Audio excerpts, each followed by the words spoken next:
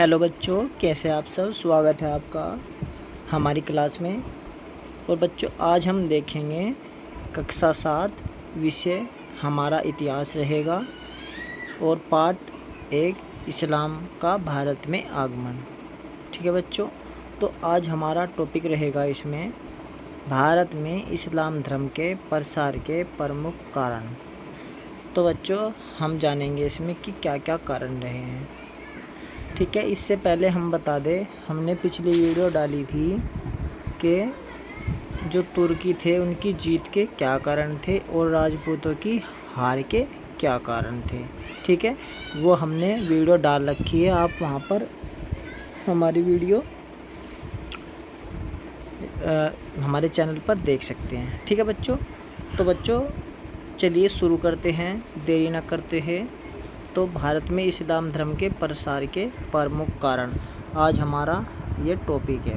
ठीक है बच्चों, देखिए यहाँ पर एक क्लास या कक्षा 7 विषय हमारा है हमारा इतिहास सेकंड पार्ट। हम पढ़ेंगे इस्लाम का भारत में आगमन। ये हमारे पार्ट 1 या चैप्टर 1 का नाम है। ठीक है, तो चैप्टर 1 हमारा है इस्लाम का भारत में आगमन। टॉपिक क्या है हमारा आज का जिस पर हम चर्चा करेंगे और पढ़ेंगे? तो टॉपिक है हमारा आज का भारत में इस्लाम धर्म के प्रसार के प्रमुख कारण। तो हम आज जानेंगे कि क्या क्या कारण हैं इस्लाम धर्म के भारत में प्रसार या प्रचार होने के। ठीक है बच्चों, तो देखिए बच्चों, भारत में इस्लाम धर्म समय समय पर कई तरह से आया। ठीक है, अब हम इसको आगे कर देते हैं और इसको पढ़ेंगे। ठीक है बच्चों, देखिए यहाँ पर आज हम जानेंगे भारत में इस्लाम धर्म के प्रसार के प्रमुख क्या कारण रहे हैं। ठीक है बच्चों, तो प्रमुख क्या कारण रहे हैं इस वीडियो में जानेंगे हम। भारत में इस्लाम धर्म समय समय पर, ठीक है, भारत में इस्लाम धर्म समय समय पर कई तरह से आया व फैला। जैसे अरबों द्वारा भारत पर आक्रमण से, अरब व्यापारियों के माध्यम से, ईरानी शरणार्थियों से और सूफी संतों के आने से। ठीक है बच्चों, भारत में इस्लाम धर्म के प्रसार के प्रमुख कारण निम्नलिखित थे। ठीक है बच्चों, तो आइए अब हम देखेंगे कि क्या क्या कारण थे और उनके बारे में थोड़ा थोड़ा जानेंगे। ठीक है बच्चों, तो देखिए पहला कारण है नंबर 1 अरबों का आक्रमण। ठीक है बच्चों, अरबों का आक्रमण। चलिए इसको भी देखते हैं। इसमें है भारत पर अरबों का पहला आक्रमण खलीफा उमर के समय कब हुआ था? 636 ईस्वी में थाना। अब ये थाना कहाँ? पश्चिमी तट पर हुआ था। ठीक है बच्चों, तो सबसे पहला आक्रमण किसने किया था? तो ये खलीफा उमर ने किया था। ठीक है, 636 ईस्वी में कहाँ पर? थाना, मतलब पश्चिमी तट पर। ठीक है, अब देखिए ये आक्रमण जो किया गया, ये आक्रमण क्या रहा? सफल नहीं हुआ था। ठीक है, मतलब ये आक्रमण असफल हुआ और इसमें सफलता नहीं मिली। किसको? खलीफा उमर। ठीक है, चलिए आगे देखते हैं अगला पॉइंट। अगला कारण देखेंगे हम अरबों का आक्रमण में ही अगला पॉइंट नंबर 3। तो अगला पॉइंट है हमारा नंबर 3। इसमें है इस आक्रमण से भारतीय लोग सबसे पहले इस्लाम धर्म मानने वालों के संपर्क में आए। ठीक है बच्चों, तो जब ये आक्रमण हुआ तो भारत के लोग भी किसके संपर्क में आए? इस्लाम धर्म को मानने वाले लोगों के। ठीक है, क्योंकि जब आक्रमण किया होगा तो आपस में मिले भी होंगे, तो तब मिले तब उन्होंने इस्लाम धर्म का पता लगा। ठीक है, या संपर्क में आए। ठीक है दोस्तों या मेरे प्यारे बच्चों, चलिए अगला पॉइंट देखेंगे। इसके बाद समय समय पर भारत पर अरबों का क्या हुआ? आक्रमण होता रहा। ठीक है, इसके बाद समय समय पर भारत पर अरबों ने आक्रमण किया। ठीक है बच्चों, समय समय पर, समय समय का मतलब है जैसे 5 साल बाद, 10 साल बाद, 2 साल बाद, तो मतलब निरंतर या नियमित रूप से में आक्रमण करते हुए। ठीक है, चलिए अगला पॉइंट देखेंगे 5। इसमें पूर्ण सफलता मोहम्मद बिन कासिम को प्राप्त हुई। ठीक है, तो बच्चों यहाँ पर आपको ध्यान देना है कि पूर्ण सफलता किसको प्राप्त हुई। ठीक है, अब देखिए मोहम्मद बिन कासिम थे जिन्होंने 712 में आक्रमण किया और उन्होंने पूर्ण सफलता की में जीत गई। ठीक है, अब देखिए अगला पॉइंट देखेंगे, इसमें हमें स्पष्ट रूप से पता लग जाएगा। देखिए अगला हमारा पॉइंट है छठा, मोहम्मद बिन कासिम ने 712 ईस्वी में सिंध के शासक राजा दाहिर को पराजित कर अर्थात उसे हराकर अरब पर अरबों का राज्य स्थापित किया। ठीक है बच्चों, तो किसने राज्य स्थापित किया अरबों का? तो ये स्थापित किया मोहम्मद बिन कासिम ने। और कब किया? 712 ईस्वी में। ठीक है, किसको हराकर? तो सिंध के शासक राजा दाहिर को। ठीक है, और ये हिंदू शासक थे राजा दाहिर। ठीक है दोस्तों, चलिए अब हम अगले कारण पर चलेंगे और अगला कारण देखेंगे। ठीक है बच्चों, देखिए हमारा दूसरा कारण है अरब व्यापारियों के माध्यम से। ठीक है, अरब व्यापारियों के माध्यम से, ये हमारा दूसरा कारण है। अब हम इसमें दूसरे कारण में पढ़ेंगे।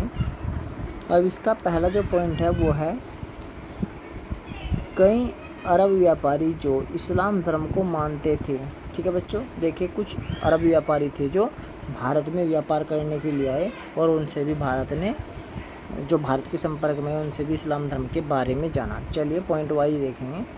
तो कई अरब व्यापारी जो इस्लाम धर्म को मानते थे भारत के पश्चिमी तट पर व्यापार करने आते थे। कहाँ पर आते थे? भारत के पश्चिमी तट पर व्यापार करने आते थे। ठीक है, जो इस्लाम धर्म को मानते थे। ठीक है, तीसरी बात क्या है, वहाँ के बंदरगाहों में वे छोटी छोटी बस्तियाँ बनाकर बसे थे या रहने लगे थे या रहते थे। ठीक है, और वे जब रहते थे तो पॉइंट 4 में है कि राजाओं ने उन्हें बसने में मदद की। ठीक है बच्चों, तो उनको बसने में राजाओं ने क्या की? मदद की। ठीक है बच्चों, अगला पॉइंट देखेंगे। अगला पॉइंट है, उन्हें अपने घर गोदाम बनाने के लिए ज़मीन भी दी। देखिए भारतीय राजाओं ने अपने घर बनाने के लिए और गोदाम बनाने के लिए अरबों को क्या दी? ज़मीन दी, जो अरब व्यापारी थे। ठीक है, अगला पॉइंट भी देखेंगे। अगला पॉइंट है, इन व्यापारियों के प्रभाव से आसपास के लोग इस्लाम धर्म से परिचित हुए। ठीक है बच्चों, तो जो इनके पास रहते थे, घरों के पास रहते थे व्यापारियों के, जो अरब व्यापारी थे, तो जो इनके घर के पास रहते थे, अब भारत के जो लोग थे वे तो इनसे क्या होंगे? इस्लाम धर्म से परिचित होंगे, वे जानेंगे, क्योंकि ये उनसे मिलेंगे भी। जैसे आज के समय में जिसका घर पास है पड़ोस में, वो सब्जी भी लेकर आता है, दूसरे से दूध ले लेता है, कभी कुछ ले लेता है, कभी कुछ ले लेता है। ऐसे ही आपस में क्या हो जाती है? जानकारी हो जाती है, परिचित हो जाते हैं एक दूसरे से, और उनका एक दूसरे से रहन सहन हो जाता है। तो इसी तरीके से क्या हुआ? इस्लाम धर्म से में परिचित हुए भारतीय लोग। ठीक है, चलिए ये था दूसरा कारण, अरब व्यापारियों के माध्यम से। ठीक है, पहला हमने देखा अरबों का आक्रमण, दूसरा अरब व्यापारी भारत में व्यापार करने के लिए आए। अब हम देखेंगे तीसरा कारण। ठीक है बच्चों, तो जो तीसरा कारण है वो है ईरानी शरणार्थियों के द्वारा। ठीक है बच्चों, ईरानी शरणार्थियों के द्वारा। शरणार्थी का मतलब है जो शरण में आया हुआ है। ठीक है दोस्तों या मेरे प्यारे बच्चों। ठीक है, तो देखिए इसमें देखेंगे हम भारत के उत्तरी हिस्सों में। ठीक है, भारत के उत्तरी हिस्सों में, यहाँ पर ये उत्तरी हिस्सों में इस्लाम धर्म की जानकारी ईरानी शरणार्थियों के द्वारा आई। ठीक है, यदि प्रश्न ये बने कि भारत में उत्तरी हिस्सों में इस्लाम धर्म की जानकारी किन के द्वारा आई, तो किन के द्वारा आई? तो ईरानी शरणार्थियों के द्वारा आई। ठीक है बच्चों, चलिए अब हम चलते हैं अगले पॉइंट पे। ये हमारा पहला पॉइंट था। चलिए अगला पॉइंट है हमारा पॉइंट 2।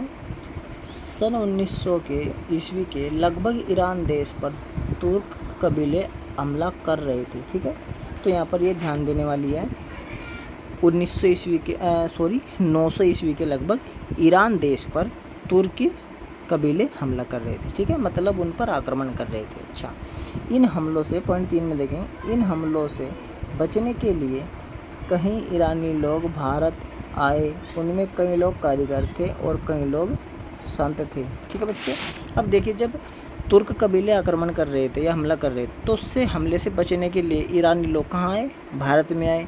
और जो भारत में आए हुए लोग, उन लोगों में कुछ कारीगर थे, कारीगर मतलब मिस्त्री थे, कोई किस चीज़ का मिस्त्री था, कोई किस चीज़ का मिस्त्री, जैसे बाइक चिड़ाई का मिस्त्री, कोई टेलर है, कोई कुछ काम करता है, ठीक है। तो अलग अलग कारीगर थे, ठीक है। उसके बाद उनमें कुछ संत भी थे, ठीक है, कुछ संत भी थे जो अच्छी बातें बताते थे, धर्म से संबंधित बातें बताते थे, ईश्वर से संबंधित बातें बताते थे और अध्यात्म से संबंधित बातें बताते थे, ठीक है। अब देखिए इसके बाद देखते हैं अगला पॉइंट नंबर 4।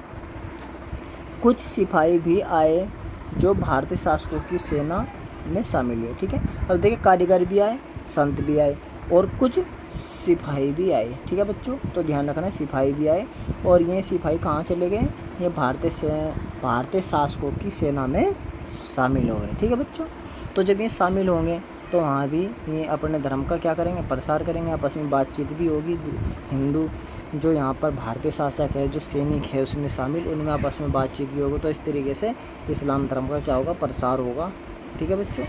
देखिए अगला पॉइंट है 5वां, यह ईरानी लोग मुसलमान थे, ठीक है। तो ये जो जितने भी आए, कोई कारीगर था, कोई संत था, कोई सिपाही था, तो ये सब कौन थे, तो ये मुसलमान थे सब, ठीक है। ईरानी लोग ये सभी मुसलमान थे। अगला पॉइंट देखेंगे इसमें, इनके संपर्क में आकर बहुत से लोगों को इस्लाम के बारे में जानकारी मिली, ठीक है बच्चों। तो अभी हमने बताया भी कि जब ये संपर्क में आए तो जानकारी भी मिली, ठीक है, कि कोई इस्लाम धर्म भी है और इस्लाम धर्म कैसा है ये भी सब इन्होंने व्यवहार में आपस में एक दूसरे से पता चला, ठीक है बच्चों। तो चलिए अब हम देखते हैं अगला कारण, और अगला कारण है हमारा नंबर 4, यह है तुर्कों के साथ अन्य देशों से आए लोग, ठीक है बच्चों। तो तुर्कों के साथ अन्य देशों से आए लोग, ठीक है। तो देखिए क्या हुआ, जब ईरानी आए तो उनके साथ और देशों के लोग भी आए, ठीक है। तो चलिए से पॉइंट वाइज देखते हैं इसको भी। पहला पॉइंट है 12वीं शताब्दी के, ठीक है, 12वीं शताब्दी। तो 12वीं शताब्दी मैंने कई बार समझाया शताब्दी को। तो 12वीं शताब्दी का मतलब है 11 पूरी हो गई है, 11 के बाद जैसे 1110, 1112 या 1101 से 1199 तक की 12वीं शताब्दी होगी, ठीक है बच्चों। तो देखिए यहाँ पर है अंतिम दशक से, ठीक है। तो 12वीं शताब्दी के अंतिम दशक से, अंतिम दशक, दशक मतलब 10 साल, अंतिम। तो अंतिम दशक क्या बैठेगा, तो ये बैठेगा कि 12, यहाँ पे लिखता हूँ 1190 से, ठीक है। 90 के बाद 91, 92, 93, 94 कुछ भी कर लो, ठीक है, वही बैठेगा यहाँ पर। तो यहाँ पर 90 से लेंगे हम, ठीक है, और 1199 तक, ठीक है। इसके बीच में जितने भी सन हैं या साल हैं वे क्या हैं, अंतिम दशक के साल हैं, ठीक है, या वर्ष हैं, ठीक है। तो यहाँ पर है 12वीं शताब्दी के अंतिम दशक से भारत में तुर्क लोगों ने अपना राज्य स्थापित किया था, ठीक है। तो कब राज्य स्थापित किया था, तो ये किया था 12वीं शताब्दी के अंतिम दशक से, ठीक है। अब मतलब ये डेट देख लेंगे अब 1190 से 1199 के बीच में, ठीक है।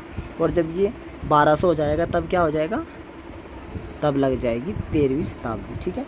अब देखिए पॉइंट दूसरा देखेंगे हम, इस समय तुर्क लोग भी इस्लाम धर्म मानने लगे थे, ठीक है। तो इस समय क्या हुआ, जब उन्होंने भारत में राज्य स्थापित कर लिया तो वे क्या मान रहे थे, इस्लाम धर्म को मान रहे थे, ठीक है। और जब इस्लाम धर्म को मानेंगे तो क्या होगा, फिर भारत भी के लोगों को भी में आपस में जब बातचीत होगी उनकी तब जानेंगे, ठीक है। चलिए अगले पॉइंट पर चलेंगे, पॉइंट 3। तो तुर्कों के साथ बड़ी संख्या में ईरानी, अफगानी, खुरासानी लोग भी भारत आकर बसे, ठीक है बच्चों। तो कौन कौन, ईरानी, अफगानी, खुरासानी लोग भी भारत आकर बसे, ठीक है, किन के साथ, तुर्कों के साथ। और जब ये आए तो इन्होंने भी इस्लाम का क्या किया, प्रसार किया, ठीक है बच्चों। चलिए अब हम देखते हैं अंतिम कारण 5वां, जो अंतिम कारण है 5वां, ठीक है, यह है सूफी संतों का भारत में आगमन, ठीक है। चलिए अब इस पर भी देखते हैं पहले पॉइंट पे। 12वीं शताब्दी से 16वीं शताब्दी के बीच ऐसे संत हुए जैसे कबीर, रविदास, गुरु नानक, तुकाराम, रामानंद आदि, जिन्होंने साधारण भाषा में दोहे और गीत गाए जो ईश्वर के प्रति भक्ति भाव से भरे थे, ठीक है बच्चों। तो ये संत हुए जो भारत के संत थे। ठीक है, इसी तरह चलिए आगे देखते हैं, अगला पॉइंट देखें। तो पॉइंट 2 में है, देखेंगे पॉइंट 2 में हम पेन बदल लेते हैं।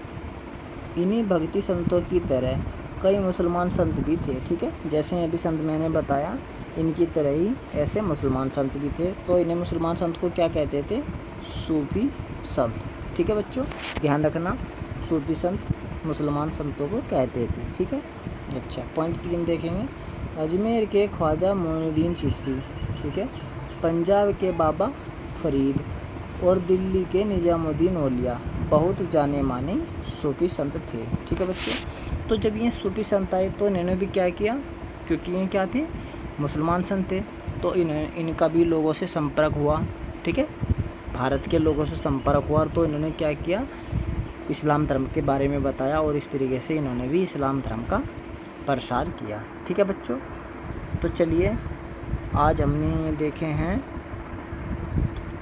कि इस्लाम धर्म के प्रसार के क्या क्या कारण थे। ठीक है, देखिए अब हम देखते हैं, इसे भी पढ़ लेंगे। तो बच्चों इस क्लास में हमने जाना कि भारत में इस्लाम धर्म के प्रसार के प्रमुख कारण क्या रहे थे और भारत में किस तरह से इस्लाम धर्म का प्रचार हुआ था। इस क्लास में इतना ही, फिर मिलेंगे अगली क्लास में और नए टॉपिक के साथ। नमस्कार और धन्यवाद। तो बच्चों, मेरे प्यारे बच्चों, ये हमारा टॉपिक था। ये हमारा टॉपिक बहुत ही महत्वपूर्ण था, क्योंकि सभी को ये जानना ज़रूरी है कि इस्लाम का भारत में कैसे प्रसार हुआ, किन किन कारणों से हुआ। हमने 5 प्रमुख कारण देखे और उनमें हर कारण के अलग अलग पॉइंट वाइज उनको देखा। ठीक है, देखिए क्या हुआ कि जो सूफी संत थे उनके विचार भक्त संतों के विचार से मिलते जुलते थे। ठीक है, जो भारत के संत थे, ठीक है, और जो सूफी संत थे उनके विचार कैसे थे? आपस में मिलते जुलते थे। तो सूफियों ने इस बात पर जोर दिया कि सच्चे दिल से अल्लाह को प्रेम करना और अपने बुरे कामों पर पश्चाताप करना अल्लाह को पाने का सही तरीका है। इन संतों के विचार की मदद से हिंदू और मुसलमान लोगों ने एक दूसरे के क्या कर दिया? धर्म की सम्मान, या जो एक बात थी, समान बात थी, वे समझी। ठीक है, कि जैसे ईश्वर एक है, भगवान एक है। ठीक है, तो इस तरीके से कि किसी का बुरा नहीं करना चाहिए। ठीक है, तो इस तरीके की जो समान बातें थी वे समझी। लोगों के बीच यह विचार बैठने लगा कि ईश्वर एक है, उसे अल्लाह, ईश्वर, परमेश्वर, भगवान जैसे नामों से जाना जाता था। ठीक है, तो ठीक है मेरे प्यारे बच्चों, तो भगवान एक ही है, उसके नाम अलग अलग हैं। ठीक है, जैसे पानी एक है, लेकिन पानी में हम कलर मिला देते हैं, वो जो जैसा भी कलर मिलाएंगे तो पानी ऐसा ही हो जाएगा। ठीक है, तो भगवान एक ही है, ईश्वर एक है, अल्लाह एक है, सब एक हैं, लेकिन धर्म के हिसाब से और जातियों के हिसाब से, देवताओं के हिसाब से बटा हुआ है। ठीक है बच्चों, तो बच्चों इस क्लास में हमने जान लिया है कि क्या कारण थे, क्या कारण रहे जो इस्लाम भारत में आया और प्रसार हुआ। ठीक है बच्चों, तो फिर मिलेंगे आपसे अगली क्लास में। तब तक के लिए धन्यवाद। आप पढ़ते रहें और खुश रहे। नमस्कार।